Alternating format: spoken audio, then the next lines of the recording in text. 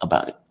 I will give you a rundown and a breakdown of what has taken place, because what has taken place is dramatic and it's a big deal. And the way the media is reporting it is it's not really given the context that is required and is deserved for the story. And I know Syria is not the most exciting thing to my audience. I get that. I get that. But it is a big deal right now. And that seems to be the leading headline. Of course, the war is still going on with Russia. Russia's still moving like lava, if you want to call it that. One area after the next gets taken. One building gets blown up after the next. And the world keeps on turning, with them, Putin, not even making a response to Donald Trump's threats and ultimatums. So there's not really a huge amount to hit on that, per se. I mean, there's stuff, but it's not big. The Syria thing, I think, arguably, is bigger. The other day, I showed you this video, or video similar to this. Presidential palace being blown to hell. Boom, boom, boom, and boom. Also, apparently, it was defense headquarters. That was in Syria. Now, what makes this wild and dramatic is that Donald Trump had been trying to normalize relations with Syria. And al-Jilani, or al-Shara, whichever one you want to call him, was doing everything in his power, short of jumping off of a building, to try to make amends with Israel, including giving up the Golan Heights. He was doing everything in his power. Donald Trump normalized with Syria, got rid of the sanctions, got other countries to get rid of the sanctions, and they tried to act like a man who's chopping heads a few years ago is now the president of a country, now that they were able to take down Bashar al-Assad. The U.S. further tried to act as if it didn't have its hands on it, and it just magically happened. When we all know that Operation Timber Sycamore, the United States has spent billions of dollars trying to overthrow the Syrian government, going all the way back, definitely under Obama, but apparently even back before that, to George Bush's term. So, sanctions, stealing the oil, and the way that Donald Trump said the terrorists that were attacking it, it drained the energy and vitality of a country to the point where you could finally bribe many of the troops. And I would imagine there's going to be a book written about this one day that is going to go further into the explanation of how Syria seemed to have just melted away. But it melted away. People like me were deeply concerned. My producer had family members who live in Syria and in Lebanon. And in the case of Syria, they were royally terrified because those people were around when ISIS was around the first time around, which is Giuliani was effectively second in command of ISIS, and his dogs and goons, who he effectively raided Syria, whether it's just terrorists. They were around the first time around that happened, where they went on a killing spree of ethnic minorities as they tried to create their caliphate. Now, I will tell you, I did not believe that the U.S. would allow a head chopper to create a caliphate, especially taking on the operations of the state. Whew, that's my coffee. I didn't believe it, and yet there it is. There it is. It exists, with Giuliani claiming himself to be president of Syria. I wasn't entirely wrong, though, because what I thought was that ultimately the instability was going to allow Israel a justification to continuously say, hey, there are dangerous babies in Syria, and we need to defend ourselves from those dangerous babies. So we need to bomb, and we need to take more territory to defend ourselves from these dangerous women, children, and babies. And that, on some level, is effectively what happened. They've balkanized Syria. When Syria collapsed, Israel went on a bombing spree, destroying all air defense, all military armaments, pretty much anything that would allow a state to defend itself, and installed itself further and further into Syria, using the instability as a justification in order to take more territory, particularly the Golden Heights. Now, Jelani, in trying to make good with Israel, effectively gave over the Golan Heights. But of course, Israel, with the lust of the span and not declaring its borders, wanted more and more and more. And because Jelani, who Al-Qaeda, according to the mail by Hillary Clinton, effectively Al-Qaeda is working with the United States, they never fired a shot in anger at the country colony of squatters that was attacking, bombing, killing, and stealing territory. Then there was nothing to impede Israel from doing so. Interestingly enough, I wasn't entirely wrong, because now you have the situation where Israel, despite them trying to make buddies, bombing the devil out of Damascus, taking down the ministry, the presidential palace, and taking down the Ministry of Defense headquarters. Question is, why? Why are they doing that? Now, on the overt sense, the way that the mainstream media produces it as the Druze community is a minority in Israel, they are very angry and upset because the Druze are now the ones being targeted for killing. I mean, keep in mind, when Jelani got in office, people were like, oh my God, Syria has been liberated. And one of the first things that his animals did was go on a killing spree in order to murder Alawites. Again, families, women, children, raping children, by the way, and taking and stealing women to be their wives, if you want to call it that. This is what they did. They did this en masse. And you would have people say, oh man, that's not happening. How is it not happening when they were recording it? They were having a jolly good time, raping, killing, pillaging, and murdering en masse. And they would take photos. Hey, look at the dead body. Jelani, feeling some kind of way about this, came out, made a very strong statement saying, hey, stop taking pictures of your murders. It makes me look bad. And as the murders were taking place, the states in the West, the US, was moving to normalize relationships with Jelani, because at that point, the coup was finished. And now we need to pretend as if this guy who used to chop heads a few years ago was just a fad, just the phase of chopping heads. And now we've shaved him, given him a beard, gave him a bath. He's brand new. He's brand new. This time around, though, they went after the Druze.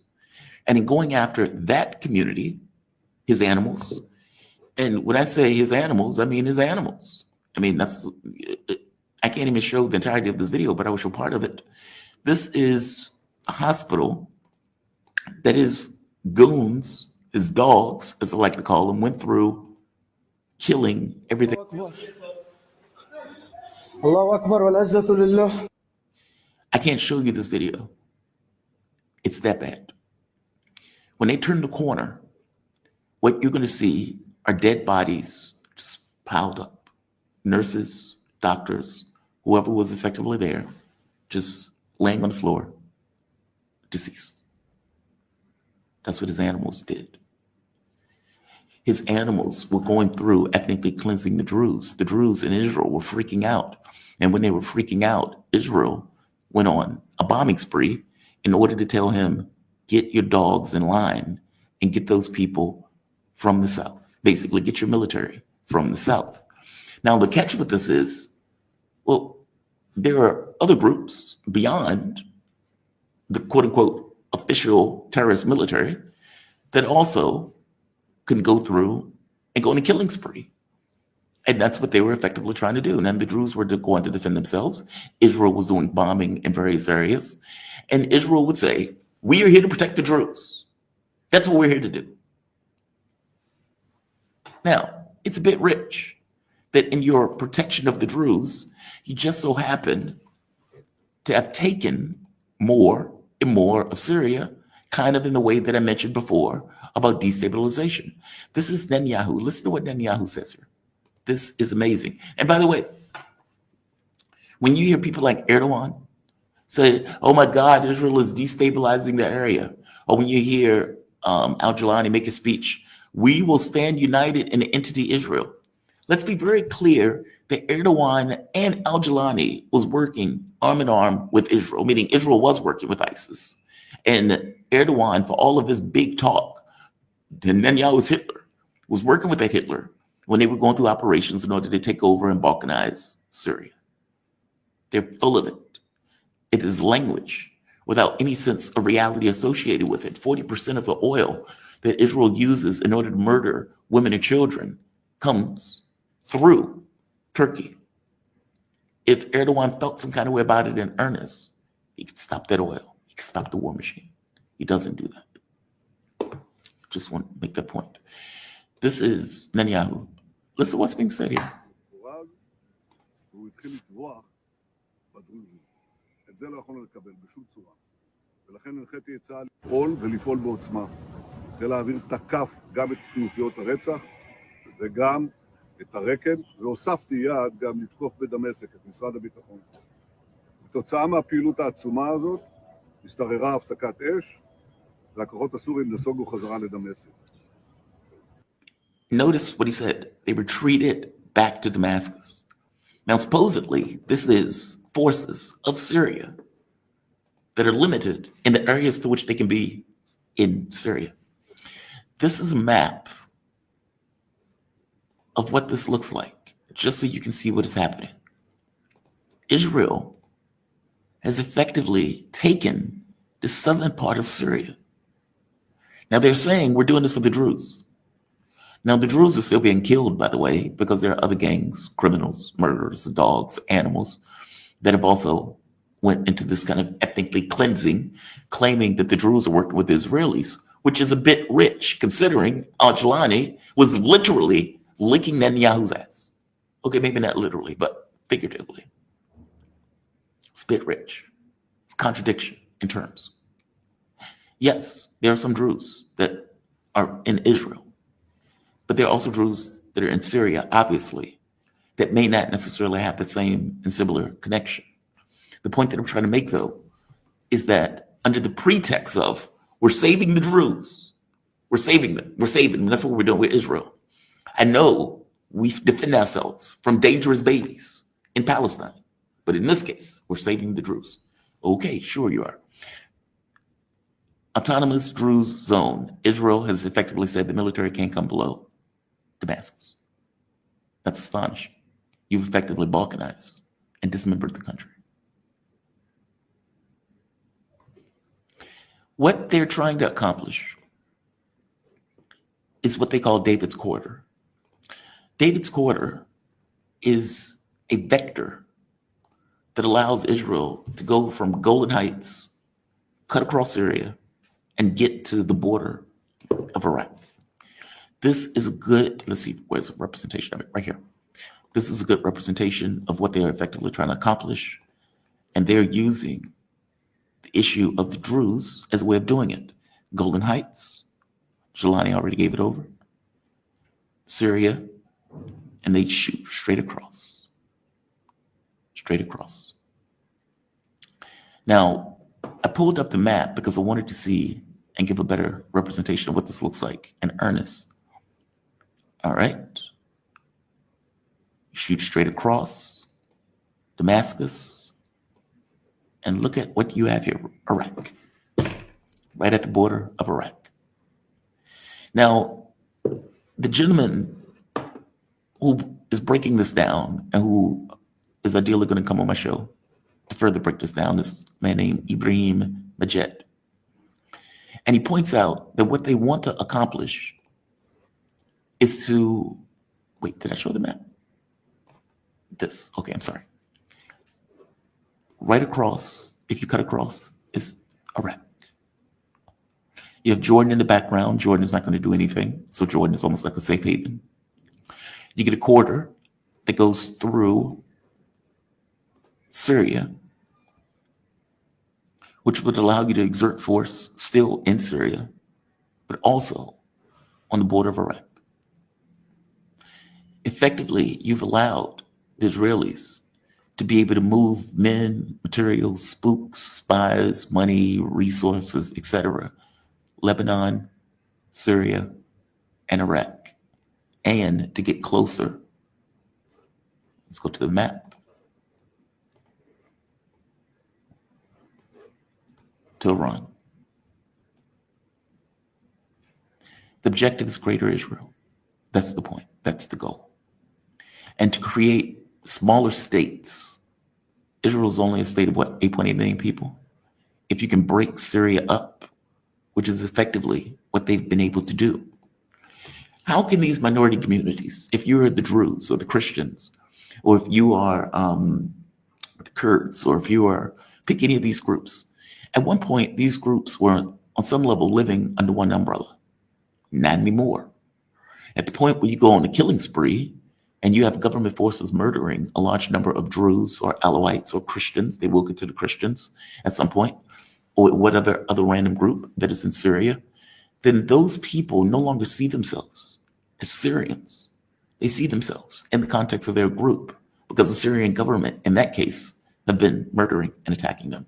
Meaning, if I'm a Druze and you've just had your dogs come and murder all of these people in the hospital and murder various people of my particular sect, do I really see myself as Syrian in that case? What about the Alawites? Do they really see themselves as Syrians when the Syrian government allowed a murder spree where you went and effectively ethnically cleansed those groups? They're creating a caliphate, and certain groups are persona non grata. You are breaking and balkanizing the country. Turkey seems to be taking and controlling one part. Israel seems to be controlling one part. You may get al-Jilani for as long as he can stay in power, and that's assuming he stays in power and controlling a smaller part of it. But you've accomplished your objective of making this huge state that has been around for thousands of years into a smaller, more manageable piece of something that you now have greater control over and greater dominion over as you look at Iraq and as you look at Iran. What time is it? I hope I explained that right. When Esteban and when Morandi comes onto the show, they're probably going to go into it further. But David's quarter is what this thing is called that they're effectively trying to accomplish. And the events that have taken place over the last few days have moved them one step closer to accomplishing that objective. Because right now, they seem to have control over southern part of Syria under the guise of, we're protecting the Druze. We're protecting the Druze. Amazing. Just amazing. And again, you had some fighters. There are videos where fighters wearing ISIS patches, effectively saying, well, the Druze are working with the Zionists, so we want to go after the Druze. That's a bit rich, considering al-Jilani worked with the Zionists also, and doing so openly. And there's nothing to stop those fighters from going after the quote-unquote Zionists directly, as opposed to going after their own kind. It's amazing to me how vociferous they go after other Muslims, as opposed to going after the quote-unquote Zionist entity in the way that al-Jilani was talking about it. And just to make the point clear, this is Jilani giving a speech. And I'm sorry I'm going to have to subject you to this, but I am going to subject you to this. Listen to what he has been saying in this speech. It is an astonishing thing. And as you listen to him or read it, keep in mind, his goons, his dogs, have been going through murdering ethnic minorities all throughout Syria. Listen to the way he talks. بسم الله الرحمن الرحيم الحمد لله رب العالمين والصلاة والسلام على رسوله الأمين وعلى آله وصحبه أجمعين. أما بعد، في خضم الأحداث التي تعصف بوطننا العزيز، أجد أنه من الواجب الوطني أن أوجه إليكم هذه الكلمات كرسالة من القلب إلى هذا الشعب الذي طالما تحدى الصعاب ولم يتراجع يوما عن مبادئه الثابتة. شعبنا الذي ضحى بالغالي والنفيس من أجل أن تظل سوريا حرة أبية، وفي مقدمة الشعوب التي تتطلع إلى العزة والكرامة. لقد خرج شعبنا في ثورة من أجل نيل حريته، فانتصر فيها وقدم تضحيات جسيمة، ولا يزال هذا الشعب على أهبة الاستعداد للقتال من أجل كرامته في حال مسها أي تهديد.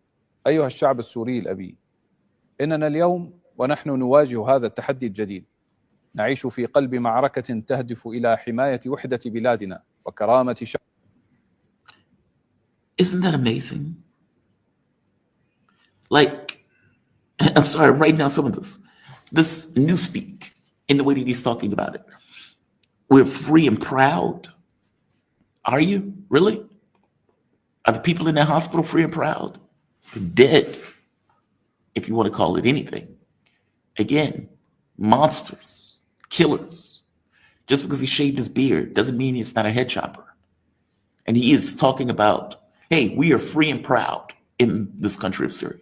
Are you? Really? Really? You are?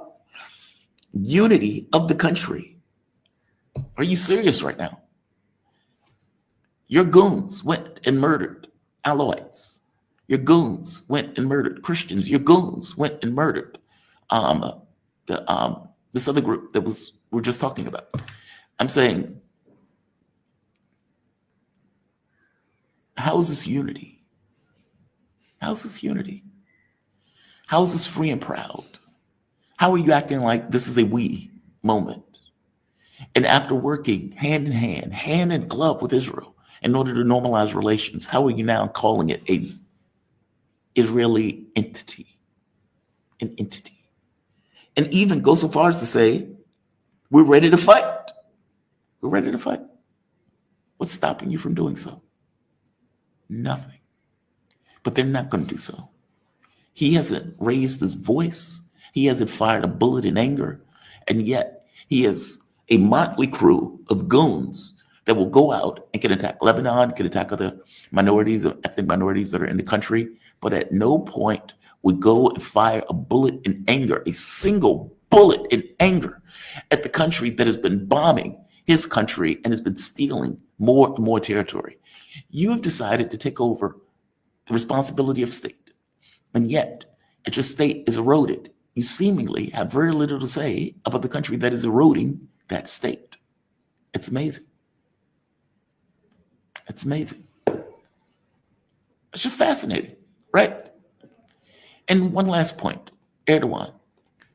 Erdogan, who backs that goon, that thug, Erdogan comes out feeling some kind of way about Syria being attacked, is making the argument that Syria will not be divided, which is, again, rather astonishing since it's already divided, and comes out and says this.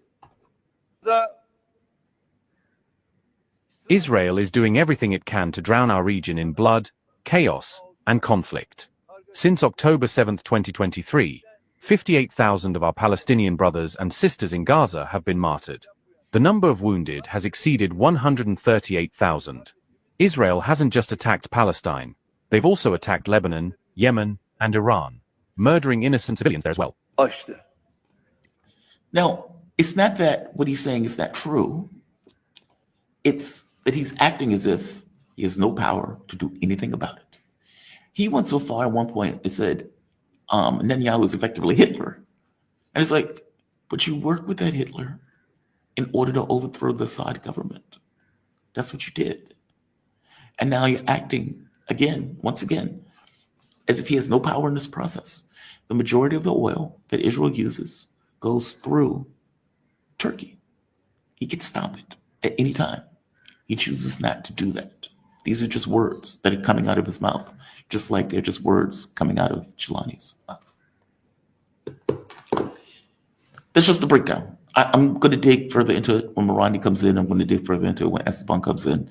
But I wanted to give larger context than what the mainstream media is making it, where it's like randomly Druze got into a fight with a Bedouin and then 500,000 troops showed up. It's like, okay, dude, no.